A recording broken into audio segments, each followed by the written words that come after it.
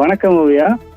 அதாவது கடந்த 2 நாட்களாக தமிழக வெற்றி கழக தலைவர் விஜய்க்கு வழங்கிய உயர்மட்ட பாதுகாப்பு தற்போது விலக்கியுள்ளது. விஜய்க்கு அளிக்கப்பட்டிருந்த கான்வாய் வாகனமும் நேற்று இரவிலிருந்தே திரும்ப பெறப்பட்டுள்ளது.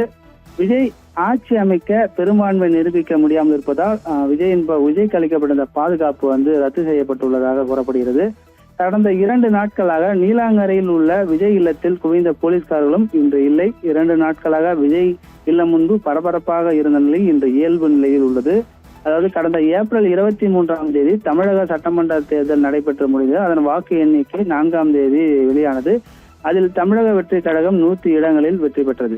அதனைத் தொடர்ந்து விஜய் வசிக்கக்கூடிய நீலாங்கரை இல்லத்தில் பலத்த போலீஸ் பாதுகாப்பு போடப்பட்டு இருந்தது. அதன் பிறகு முதலமைச்சருக்கு வழங்கக்கூடிய பாதுகாப்பும் விஜய்க்கு வழங்கப்பட்டு வந்தது.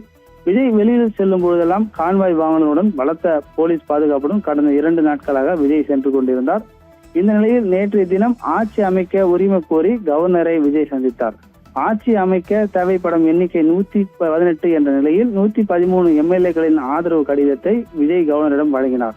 மீதமுள்ள எம்எல்ஏக்களின் ஆதரவு கடிதத்தை வழங்கிய பின்புதான் ஆட்சி அமைக்க அழைப்பு கொடுக்க முடியும் என கவர்னர் தரப்பு விஜயிடம் கூறப்பட்டது.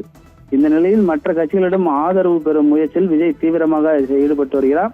இதற்கிடையில் நேற்று இரவில் இருந்தே விஜய்க்கு அளிக்கப்பட்டிருந்த உயர்மட்ட பாதுகாப்பு திரும்ப பெறப்பட்டுள்ளது. விஜய் வாகனத்துடன் சென்று கொண்டிருந்த கான்வாய் வாகனமும் நேற்று இரவே ரத்து செய்யப்பட்டுள்ளது.